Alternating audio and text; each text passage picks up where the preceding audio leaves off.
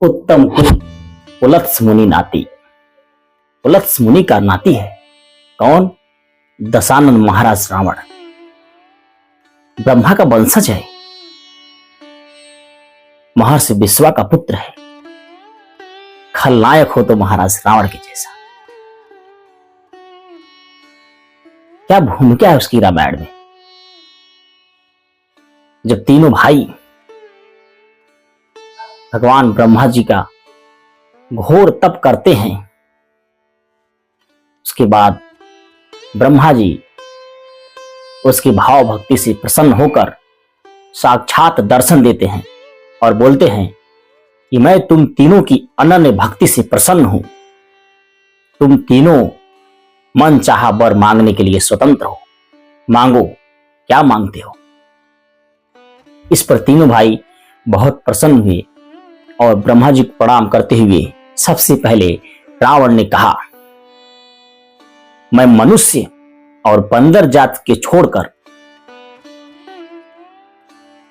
मैं मनुष्य और बंदर से के अलावा किसी और से न मारा जाऊं। ब्रह्मा जी ने कहा तथास्तु। अब बारी आती है कुंभकर्ण की। कुंभकर्ण ऐसा योद्धा था जो एक दिन में इतना ज्यादा भोजन ग्रहण कर लेता था कि अगर वो अधिक दिन तक जीवित रहता तो संसार का समस्त भोजन वो खत्म कर देता। देवताओं को चिंता थी। उन्होंने सरस्वती जी का आवाहन किया और कहा कि कुंभकर्ण भगवान ब्रह्मा से वर मांगने जा रहा है, उसकी मति को फेरिए। सरस्वती जी ने उसकी मति को फेरती हैं और वो वर में मांगता है कि मैं एक दिन जगूं और 6 महीने तक सोऊं। आप लोग को पता होगा कि कुंभकर्ण सिर्फ एक ही दिन जगता है और 6 महीने तक सोता है। उसके बाद आई बारी विभीषण जी की। उन्होंने भगवान से कहा, मुझे वर में भगवान की अनन्य भक्ति का वर दीजिए, मुझे प्रभु का दर्शन हो, यही मुझे चाहिए। और होता भी है। जब महाराज रावण का वध करने स्वयं प्रभु श्री राम लंका पहुंचते हैं, उस समय विभीषण की उनसे दोस्ती होती है और उनका दर्शन भी होता है। उन्होंने वर में भगवान की अनन्य भक्ति मांगी। जब हम कहीं नौकरी करते हैं और अगर हमारा ट्रांसफर कहीं दूर होता है, मान लीजिए जंगल में हो गया या ऐसे इलाके में हो गया जहां पर आदमियों का आना जाना कम होता है, तो हम बहुत डर जाते हैं और ये सोचते हैं कि हमारे जीवन में कुछ नहीं है और उसके लिए बहुत परेशान हो जाते हैं। सोचिए, भगवान राम मानव रूप में अवतार लेकर जब उन्हें राजगद्दी मिली, जब उन्हें राजा बनाया जा रहा था, उसी क्षण उन्हें वनवास का संदेशा मिलता है। उन्हें राजा बनने पर कोई शौक नहीं था, ना कोई खुशी थी, लेकिन उनको वनवास जाने में कोई दुख भी नहीं था। वो खुशी खुशी वनवास जाने को तैयार हो गए। सोच लीजिए, जिस कुल में राजा बलि, राजा हरिश्चंद्र, नहुस आदि जैसे प्रतापी महाराजा दशरथ जैसे लोग जन्म लिए हों, उनके कुल का राजा अगर जंगल जा रहा हो, वो भी बलकल वस्त्र में, लोग क्या कहेंगे। उनसे मिलने लोग आए होंगे, लेकिन श्री राम ने किसी का सहयोग न लिया और स्वयं लक्ष्मण सहित, सीता सहित जंगल में चले गए। सोचिए, हम क्या करते हैं इस समय। अगर हमारा ट्रांसफर या हम ऐसी स्थिति में रहते हैं कि हम बड़े लोगों का साथ ले सकते हैं और लेते भी हैं, लेकिन भगवान राम ने बड़े राजाओं का त्याग किया। अपने साथ मल्ल को, केवट को, सुग्रीव को, हनुमान को, ऐसे व्यक्तियों को लिया जो राज सिंहासन से निष्कासित थे, जिनका सहयोग करने वाला कोई नहीं था, और विभीषण को भी साथ लिया। उन्होंने असहाय लोगों की सहायता की, उनके अंदर बल भरा, धैर्य भरा। ऐसे थे प्रभु श्री राम। जब श्री राम घर से निकले तो उनका नाम केवल श्री राम था, राजा रामचंद्र जी था। लेकिन जब 14 वर्ष वन काट कर महाराज रावण का वध करते हुए जब अयोध्या पुनः लौटते हैं, उनका नाम उस समय मर्यादा पुरुषोत्तम भगवान श्री राम पड़ा।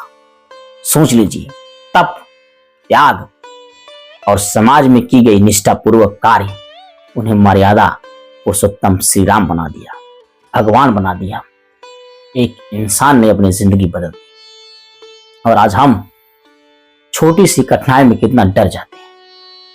हमें सीखना चाहिए भगवान श्री राम से मर्यादा की बातें। कठिन परिश्रम में, कठिन स्थितियों में कैसे जीना है, ये मुझे सीखना चाहिए प्रभु श्री राम से। उन्होंने रास्ते पर चलते हुए हनुमान को गले लगाते हुए बोला, तुम मेरे भरत जैसे भाई हो, तुम मोहि प्रिय भरत सम भाई, तुम मुझे भरत जैसे प्रिय भाई लगते हो। उन्होंने पहले ही नजर में जब विभीषण से मिला, उन्होंने कहा, आइए लंकेश। विभीषण तो डर गए कि कहीं भैया तो नहीं आ गए, क्योंकि लंकेश महाराज रावण को कहा जाता था।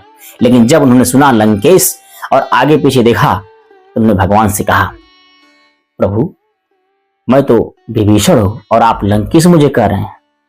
तो भगवान श्री राम ने मुस्कुराते हुए कहा, अभी लंकेश तो नहीं हो, लेकिन मैं तुम्हें लंकेश बना दूंगा।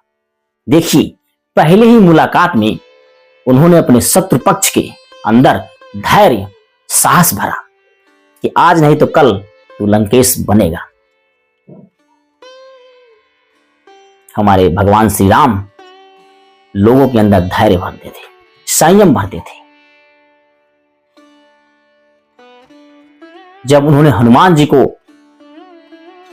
जी से पहली बार मिला, और आप लोग जानते हैं कि हनुमान जी के बारे में क्या कहा गया है, मनोजवम मारुत तुल्य वेगम जितेंद्रियम बुद्धिमताम वरिष्ठम बानर यूथ मुख्यम श्री राम दूतम शरणम प्रपद्यते। ये वीर हनुमान की गुण है, क्वालिटी है।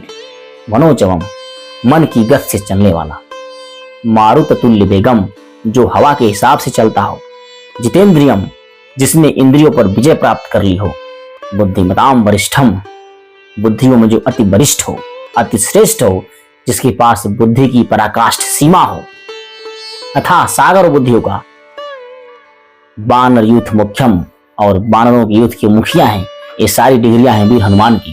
लेकिन अंत में वो बोलते हैं कि मैं श्री राम दूतम शरणम प्रपद्यते, मैं श्री राम का दूत हूं और उनकी शरण में रहता हूं। ऐसे हैं हमारे वीर हनुमान। बल, पराक्रम, साहस, धैर्य और संयम होने के बाद भी वो एक मनुष्य के चरण में विराजमान करते हैं, एक प्रभु के शरण में विराजमान है। यानी वो बताना चाहते हैं कि मेरी जो टोटल औकात है, जिसे आप बोलते हैं औकात, यही है कि मैं प्रभु श्री राम का एक दास हूं और उनके शरण में रहता हूं। ऐसे थे हमारे वीर हनुमान। हमें सीखनी चाहिए रामायण के प्रत्येक पात्रों से, उनके चरित्र के बारे में सुनकर, पढ़कर अपने आप में बदलाव करना चाहिए। कठिन परिश्रमों से कैसे लड़ते हैं, कठिन स्थितियों में कैसे अपने जीवन को व्यतीत करते हैं, ये हमें रामायण सिखाता है। अगर आप रामायण, रामचरितमानस पढ़ लेंगे तो मैं दावे के साथ कह सकता हूं कि आपके अंदर से द्वेष, मोह और पाप आपके कदम नहीं चूमेंगे, आपसे दूर रहेंगे। बस कोशिश है आपको शुरू करने की। शुरू कहां से करते हैं ये आपको तय करना है। जब वीर हनुमान लंका पहुंचते हैं तो वो ये जानना चाहते हैं कि यहाँ के जो राक्षस हैं उनके पास बल कितना है। उनके बलों का था लगाने के लिए उन्होंने अपना रूप छोटा किया, बड़ा किया, सब कुछ किया। जबकि भगवान श्री राम ने उनसे नहीं कहा था कि तुम जाना तो ऐसा ऐसा करके आना। यानी हनुमान जी प्रभु श्री राम का एक रुपये नहीं खर्च करते हैं, खुद अपने आप से, अपने बल से वहां उन सबको आंकते हैं। वहां के लोगों ने कहा इसने बहुत दुष्टतापन किया है और बंदर की पूंछ बहुत प्यारी होती है, इसके पूंछ में आग लगा दी जाए। उन्होंने पूंछ बड़ा करना शुरू कर दिया और पूंछ में कपड़ा बांध दिया गया। कपड़ा किसका था? रावण का। अब कपड़े के बाद तेल लगा दिया गया। तेल किसका था? रावण का। और जली किसकी? रावण की। यानी उन्होंने सब कुछ रावण का उपयोग करके रावण का ही नुकसान किया। और उन्होंने ये बता दिया महाराज रावण को, मैं तो सिर्फ भगवान श्री राम का विजिटिंग कार्ड हूं, मुझे देख लो, ऐसे बहुत बड़े बड़े महारथी हमारे प्रभु श्री राम की सेना में पड़े हुए हैं। ये सुनकर, ये देखकर रावण भयभीत हुआ कि एक बंदर पूरी लंका को हिलाकर जलाकर चला गया। ऐसे बड़े बड़े योद्धा प्रभु श्री राम की सेनाओं में सम्मिलित थे। आज का जो हमारा सार है, हम ये बताना चाहते हैं कि कठिन परिस्थितियों में कैसे सीखना है, कैसे जीवन से लड़ना है, ये हमारे भगवान मर्यादा पुरुषोत्तम श्री राम से सीखिए। आज से ही रामायण, रामचरितमानस, गीता, महाभारत का अध्ययन करना शुरू करिए और अपने जीवन में कठिनाइयों से लड़कर अपने जीवन को सरल तरीके से जीने की कष्ट करिए। दुनिया में लोभ, मोह, संपत्ति, ये सब आपके साथ नहीं आएंगे। दूसरों पर किया गया परोपकार, उपकार, समाज में किया गया अच्छा कार्य, समाज के प्रति सही कार्य भी आपके जिंदगी में शामिल होगा और आपको युगों युगों तक सबकी जुबान पर रखेगा। कोशिश करिए मर्यादा पुरुषोत्तम श्री राम से कुछ सीखने की। जय श्री राम।